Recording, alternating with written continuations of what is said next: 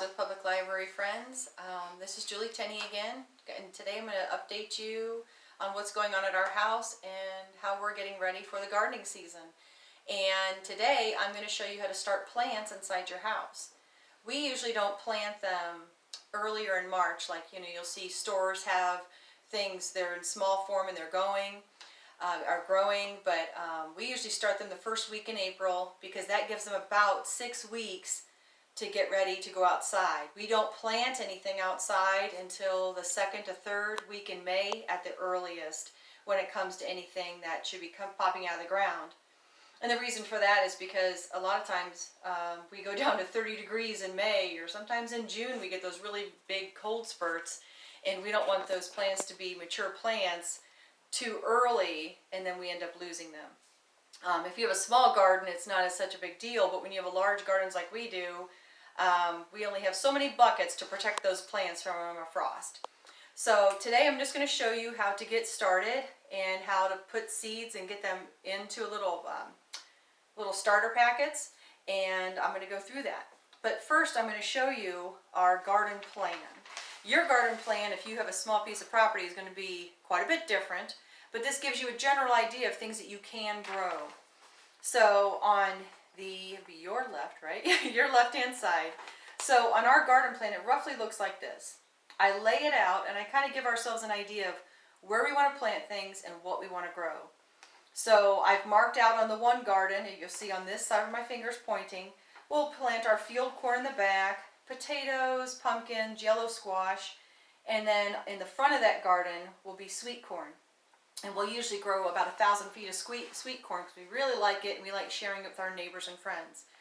On the other garden, where this finger's pointing, is where we grow everything else. And I kind of lay it out, but it's not set in stone. We'll change it. We'll decide, no, I want to put this here and that there. But we'll grow peppers and tomatoes and green beans, and as you can see, I'm looking on the back here backwards.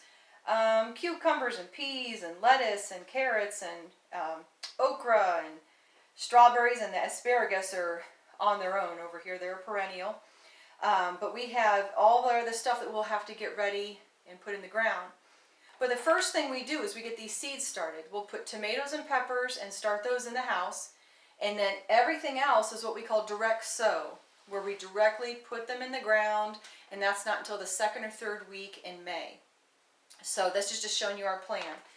So now what I'm going to show you, before I get started on our seed tray, and before I even show you that, I want to show you, I lay this out first. And I'll put the columns, and I'm going to have Megan show into this right now. So I have columns. There's 5 columns in a big seed tray, and there's 10 rows. And so I create the little box so that I know what I put in each cell. If I don't know what kind of tomato plant I put in. I don't know what kind of pepper plant I put in. And I want to know that so that when I put it in the ground, I know which plant and variety went in each cell and what goes in the ground correspondingly. So I'm going to have Megan show you the seed tray, and just so you can see this. And now she's going to kind of just keep it focused in here, and thank goodness you won't have to see me. So what I put in there is, I did this morning, is this starter mix. And actually I'm going to have it go over here a minute. You need seed starting mix, not potting soil. If you get potting soil, that's what you would get for putting flowers in a pot or already having established plants in a pot. This is how you have to start plants. There's extra nutrients and things that you need in here, and it actually lists them on the bag. But when you go to the store, grocery store, you don't want to just head out to the stores right now. Almost every grocery store has these kind of supplies. Seed starting mix is what you need, and then you can grab the seeds that you want to start in the house. Most plants do not need to be started in the house. But like I said, most of those are direct sow, which means directly into the ground, and that's not until later May. So what we have right now, we're going to get our pepper plants started, and later on we'll do our tomatoes, because we grow like 20 different varieties of tomatoes, a lot of heirloom tomatoes, and that would take 30 minutes to get this video done, and we're not going to do that today. So what I'm going to show you now is how you get this seed tray started. So you need your seed starting mix, and this is what your tray will look like. I said there's 5 by 10. And we usually don't buy this, but this actually came with our seed starter, or these little trays. And it's just like a healthy vitamin for seedlings. So it says to put this packet into 1 gallon of water. So that's what we're going to do. And it's actually a liquid, so where'd it go? Pull this off. And we're going to take, I mean, not liquid, I meant that. It's yeah, right here. We're going to take that in there and dump it in. But I laid my towel down so I wouldn't make such a mess in my messy house. And it should be that it kind of just jiggle the jug a little bit. And I am going to get these pods a little bit moist. I'm just going to go around. And I'm only going to get so many started because we have other work to do today, but we will get, what we're doing is we're just getting this soil a little bit moist so that the seeds will start to take root in there. Okay, we'll do that again. Because this seed starting mix is very dry. All right. All right. We'll do the rest of the tray later. So I just want to give you an idea of what you start with.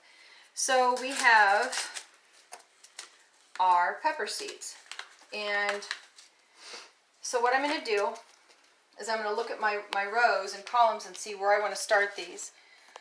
So on average, we'll usually put in 15 to 20 pepper plants.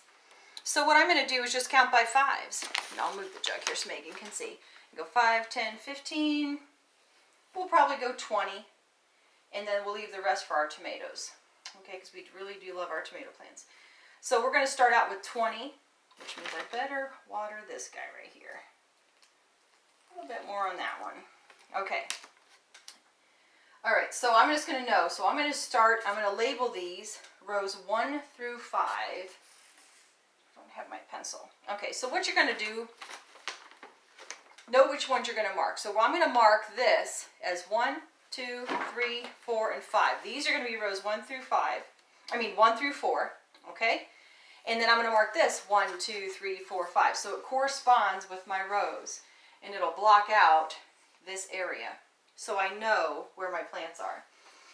So all you have to do is take a Sharpie, mark those rows, mark the columns, and then you'll know where your seeds are going to go. So I'm going to take these seeds, and I'm also going to take this afterwards, and you'll see that in a minute. So we're going to take these seeds, and usually 2 to 3 seeds per pod is enough. So we're going to just take them and place them in there. And just take them. Usually you just got to, almost sometimes they seem almost microscopic, but they go in. And if you get 3 seeds in there or 4, it's okay.